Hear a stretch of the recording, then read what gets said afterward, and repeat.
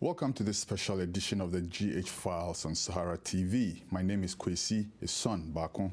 With me in the studio today is a very special guest. He is an economist and a banker, one-time deputy governor of the Bank of Ghana, and thrice nominated vice presidential candidate for Ghana's biggest opposition party. He wields, among other several accolades and qualifications, a master's degree in economics at the Lincoln University, Oxford, and a PhD also in economics from the Simon Fraser University, Vancouver, Canada. As one of the country's leading economists, he has contributed to national discourse, especially in his field of excellence, and recently presented a critique of the country's new IMF bailout deal. While the government of Ghana hails the deal as a victory, our guest looks at it from a different perspective. Welcome to the studios of Sahara TV, Dr. Mahamudu Bawumia, Vice Presidential Candidate for Ghana's new patriotic party. My singular honor to have you in the studio today, sir. Thank you very much. The honor is mine. Thank you so much. So first of all, can you walk us through what the IMF deal entails? You are not very enthused about it. Can you just... Well, I wouldn't say, I'm not enthused about the fact that we had to get here, to get to a bailout situation. But I think the deal itself is a deal that tries to sanitize the finances of the country, because you got to a situation where the center could not hold and things were falling apart, and the government had borrowed itself into a situation where it was no longer really being able to pay its bills, and the balance of payments were in real jeopardy. And so they needed a bailout, and the bailout essentially entails fiscal consolidation so that the debt of Ghana can be more sustainable.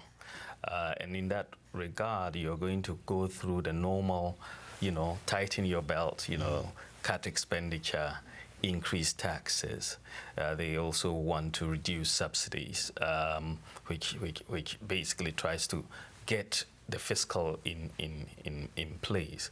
The bailout also entails cutting down your borrowing. The government is borrowing a lot as far as the IMF is concerned, and government needs to cut down its borrowing. The central bank is also coming in for some reform. The lending to government by the central bank is also going to be curtailed quite drastically. The exchange rate side, in terms of the reforms of the foreign exchange market, such that the central bank is not going to be in a position to manipulate the exchange rate as we saw in 2014 with this disconnect between the Bank of Ghana rate and the market rate. There are reforms which will entail some of that. And also in the foreign exchange market, there are reforms that will mean that gold exporters, for example, no longer would have to hand over their foreign exchange to the Bank of Ghana. But all in all, the whole idea is to bring back discipline, restore macroeconomic stability. I think that is the goal of the IMF deal. Okay. Yes. So you've presented this critique called the Anchor Hold, which is currently a document, a much sought after document, as I would say. In it, you mentioned that the NDC government at present collected 15.2 billion Ghana cedis in 8 years, as opposed to, 62 billion, as opposed to 15 billion by the NPP when it was in power. Yeah. The taxation, however, they don't. Basically, the critique is against the NDC collecting all this money and misusing it. What would you rather give them credit, though, for widening the tax net, for instance, looking at 62 billion and 15 billion? Right. You see, I think the context in my lecture was that this government has had more revenue and more resources than any other government in our history, probably all other governments put together. And this is in the area of tax revenue, as you've just mentioned, 4 times the tax revenue that we had when our party was in government. Then you look at loans. They've taken, since they've added At the end of 2008, when we left office, the loan book was 9.5 billion. They added 66 billion to it, and now stands at 76 billion. Then you have cocoa. We took in revenue of 7.4. They've had, exports of 7.4. They've had exports of 15. And then gold, exports of 9 billion. They've had 25 billion. And then you look at oil. We never had oil. Yeah. They've had exports of 13 billion, revenue of about 3 billion. So I was putting all of this together to say, this is a government that has had huge resources, but at the end of the day, it cannot pay its bills. It's behind on District Assembly Common Fund, it's behind on the GET Fund, it's behind on school feeding, it's behind on payments to contractors, National Health Insurance. These were all programs that were working when the MPP was in power with very little in the way of tax resources. And now you've come with all of these resources 4 years after the production of oil, and then you are going for a bailout. And so we're saying there is mismanagement. Now, obviously, increase in taxes, as you say, is something that you see with governments as the economy grows and so on. But what you are seeing from the increase in taxes that we are seeing is more an increase from an increase in the tax rates rather than more in terms of widening the tax net. So you saw this 2.5% addition to the VAT, for example. You've seen, stamp taxes on trotro drivers, taxi drivers, and the informal sector as a whole. You go to the ports, special import levies. Importers are crying, and it's there. The National Fiscal Stabilization Levy is there. Taxes on condoms, on cutlasses, because of the desperation for tax revenue, they actually implemented taxes on cutlasses, the agricultural inputs, and condoms. And so you see that you've got this tax revenue. The issue is not that you got tax revenue. You've got tax revenue, you've got loans, you've got oil revenue, you've got gold revenue, all of that. We're saying that after all of that considered, you should not be in a situation where you have to go for an IMF bailout. Okay, that's one statement. You also mentioned that the NPP will focus on production and not taxation. Yeah. So I'm tempted to prod the taxation question a bit further. Right. Is the NPP opposed to taxation? Oh, no, not at all. I think that no government can work without tax revenue. Taxes, everybody works hard, pays their fair share of taxes, and government uses the tax revenue for development. What we are saying is that taxes can also become a burden on the private sector and on individuals. And you have to measure it to make sure that your taxes don't actually, go against production in the economy. So I was talking, for example, to a businessman in New York, and I said, he makes fufu powder. Fufu is a Ghanaian traditional dish, that we all enjoy. And I said, oh, that's great. And I actually assumed that he was exporting this from Ghana here. But in fact, he's actually making it here and exporting to Ghana. And I said, why is it? He says, well, the cost of my inputs. If I bring in a container of inputs into Ghana, I'm charged 13,000 Ghana cedis, or the equivalent at that time of about $4,000. He said, if I bring in the same container into the United States, I get $200. Pay $200. So you are looking at almost 20 times the import duty. So he finds it more convenient to set up here, produce here, and do that. If our tax structure was properly designed, then we should rather be having people produce there, employ people. And then when they employ people, we can get taxes from income taxes. We can get taxes from corporation taxes. So I am asking essentially for a paradigm shift. I want that we want to be a globally competitive economy. And so we want to look at the inputs into the production process. for businesses bringing these inputs to produce, you want to give them tax breaks. In fact, you really do not want to charge duties on those particular inputs into production. When they produce, then you will have the basis to tax the profits or the incomes from the employees and so on. So let's give businesses incentives to produce. And I think I want to see this, and the MPP wants to see a paradigm shift. And we don't worry as much, because if you look at our record between 2003 and marginal tax rates and 2008, marginal tax rates actually went down from 32.5% to 25%, and tax revenue went up. So once you increase production in the economy, you will get tax revenue. But if you take the approach that you can only balance your books by increasing taxes, you'll end up hurting production. And usually the easiest way for governments across Africa is to go and stand at the ports and tax everything that comes in. But it ends up hurting production. And you are really in competition with other countries. If your cost of production is high, you cannot compete. And other countries are offering much lower taxes, and we think that is the way to go. Okay, so in the banking sector also, you've mentioned that you want to reduce the taxes on financial services, for instance. Yes. Who will this benefit, though, and how so? I think that it'll benefit the entire country. The financial sector, Kwesi, is one of the areas where the country is lagging behind.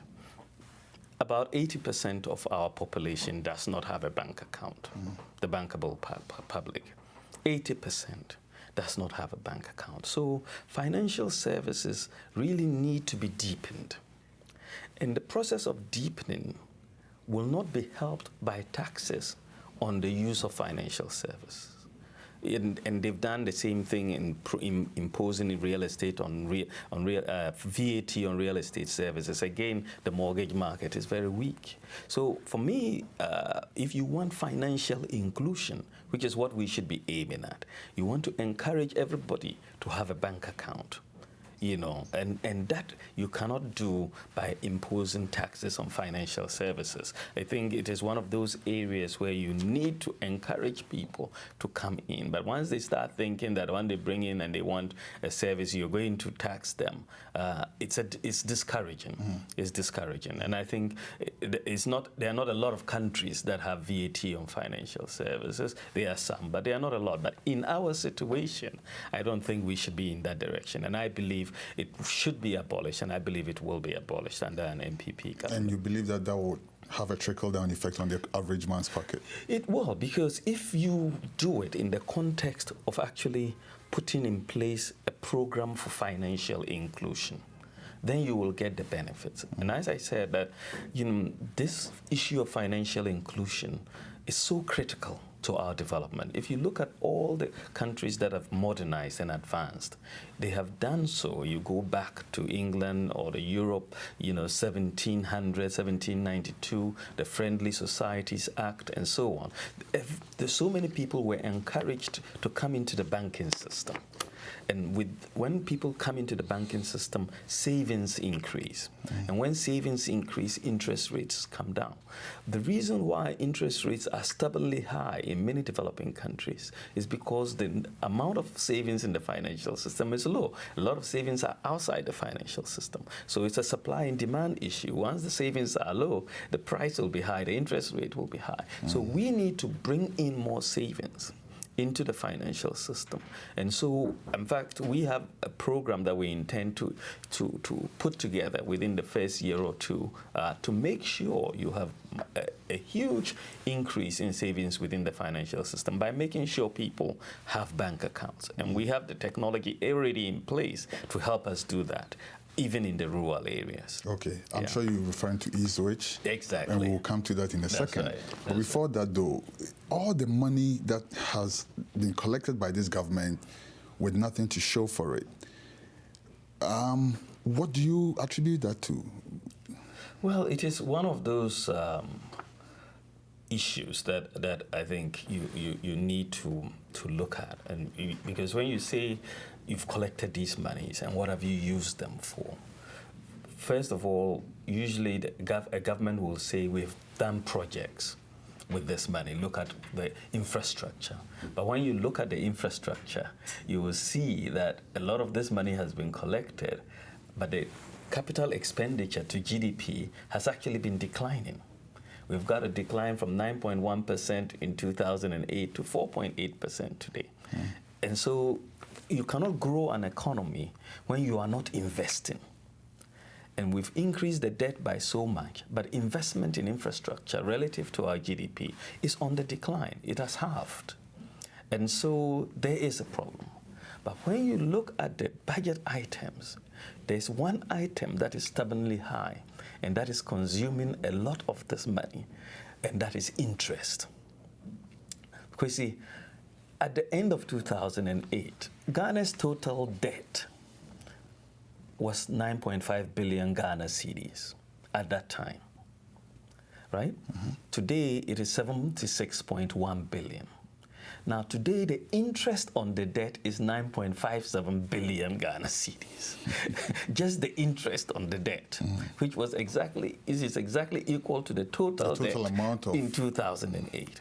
Now, and this interest in the debt is 10 times the allocation that has gone to about 8 key ministries: transport, health, education, trade, you name it. 8 key ministries: roads and highways, water. You add all of the allocation in 2015 in the budget, excluding the internally generated funds and what the donors will give. 8 key ministries, and their allocation is 952 million. The interest on the debt is 9.57 billion. That is 10 times. And one other thing, the interest on the debt alone is 6 times Ghana's oil revenue this year. 6 times. So the borrowing has totally compromised our oil discovery. We were so excited that we had discovered oil and it is going to make a difference. But the government has gone out with this idea that we've discovered oil and has gone and borrowed to the hilt. And that is why you now have interest, which is 6 times. We need 6 times our oil revenue to just pay interest, not the capital under there. There's the interest. So they've basically compromised the future of Ghanaians with this. It's reckless borrowing. And this is why you are ending up at the IMF. And they are telling you that one of the aims, or the major aim of this IMF program, is to bring Ghana back to debt sustainability. Because we are now in the situation where we were during HIPIC, where you are having so much interest to pay on your debt, you don't have enough to pay on other things. And this is why you are behind on the health side, on the education side, on the school feeding side, local authority side, contractors. You don't have the cash to meet your obligations. And that is the scary part for us. That's a very grim picture, Doc. It is grim. How about government pilfering? In your critique, you also mentioned corruption, government pilfering. Yes, I think that corruption is unfortunately one of the legacies this government is going to leave behind. And it's not just corruption, it is corruption with impunity, because they are going about it in a manner that suggests that they don't really fear that they will be held accountable for what they have done. And I am saying that if you look at even President Rawlings who overthrew a government in '79, basically talking about corruption, is saying that the corruption for which he overthrew that government in '79 is not up to 10% of the corruption that he's seeing with this government today. And when you look at the scandals and the size of the monies involved in these corruption scandals, it's mind-boggling.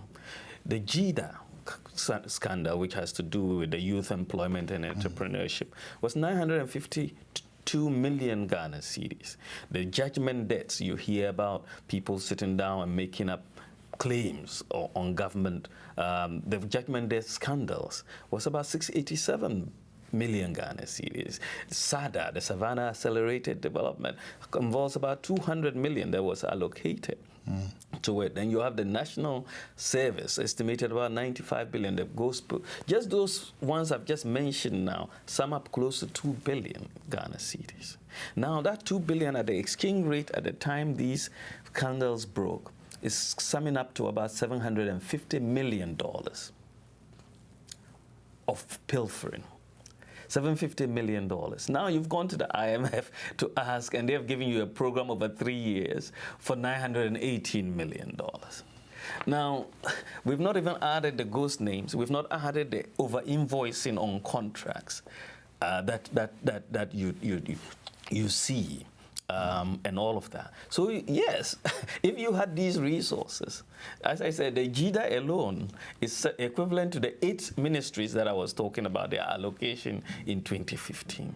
So yes, the corruption, takes away valuable resources from the budget that would have otherwise helped to pay District Assembly Common Fund, GET Fund, and all of that. They are not being paid because the money is going elsewhere into some people's pockets. And this is why we are saying that it is a contributory factor, and this is why I made that point. It is a contributory factor to why we are at IMF, the doorstep of IMF, looking for a bailout. So you also mentioned the resources from Petroleum. Yes. The government's reaction is that it's nothing to write home about. It's just a very meager portion of the income of Ghana.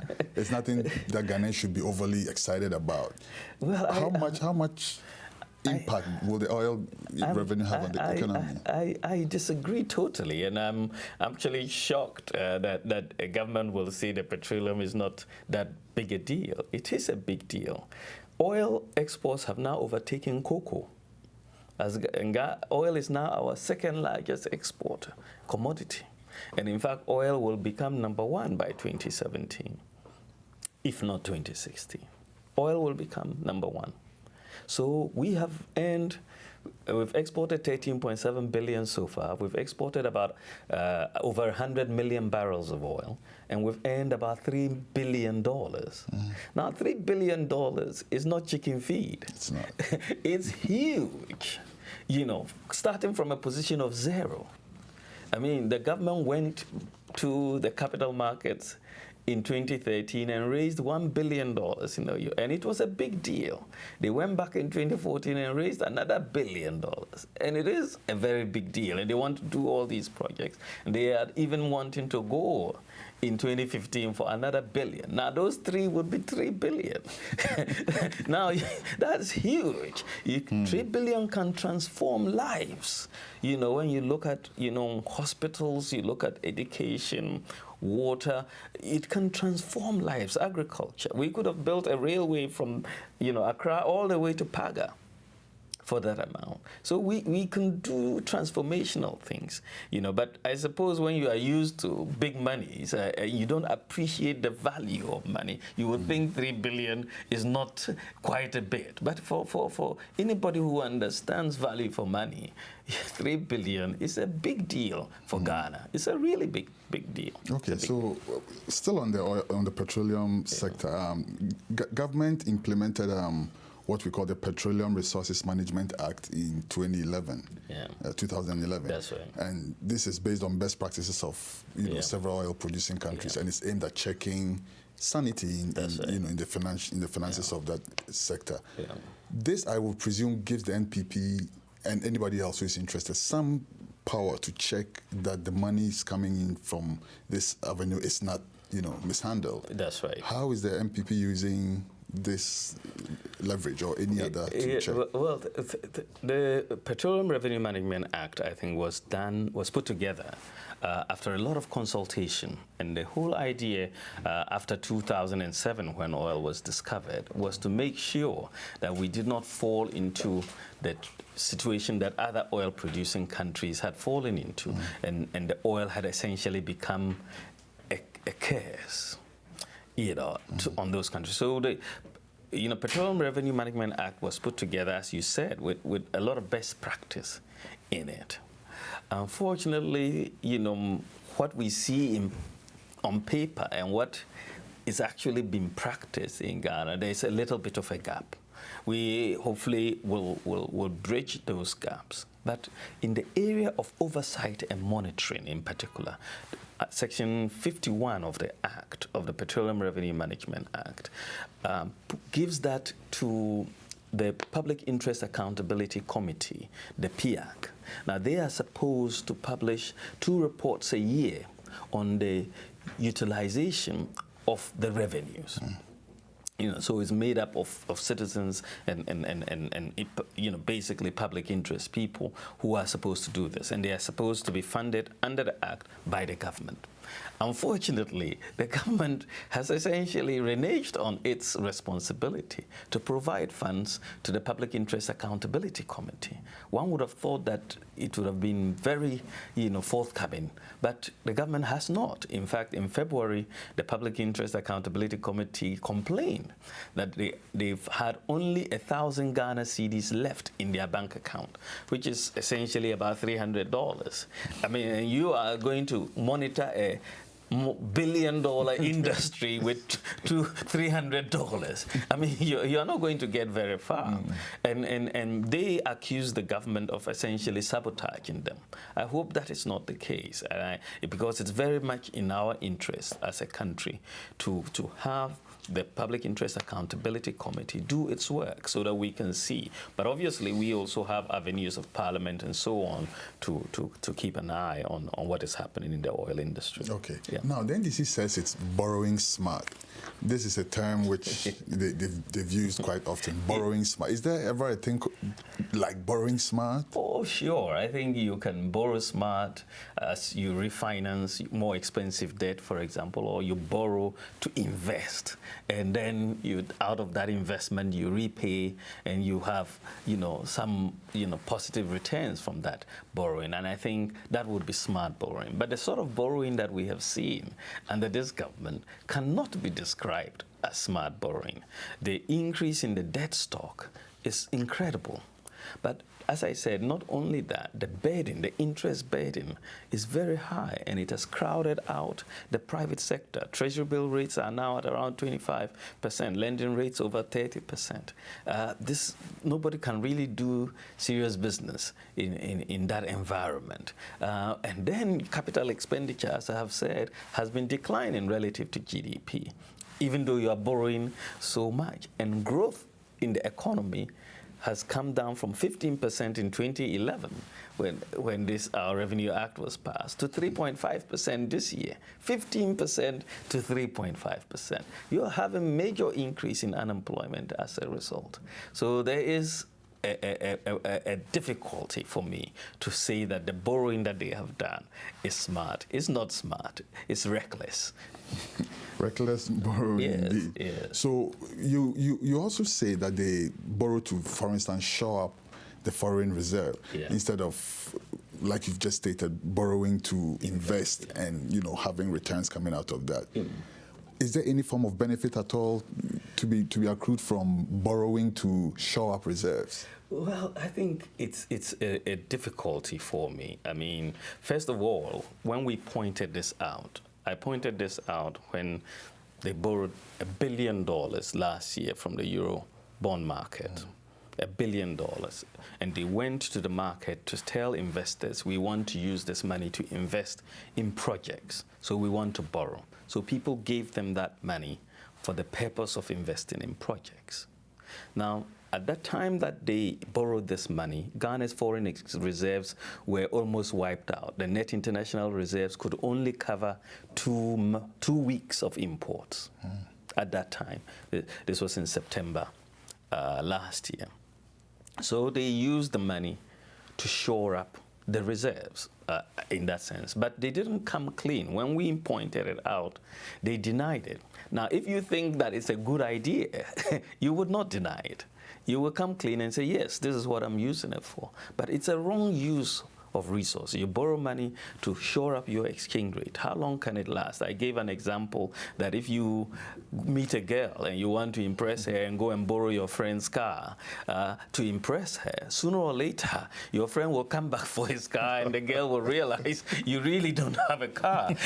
So it's not a sustainable strategy. You know, so, I mean, borrowing those reserves to shore up the currency wasn't going to be sustainable. Has that kind of thing ever worked at all in any situation? It cannot work because whatever stability you achieve will be temporary.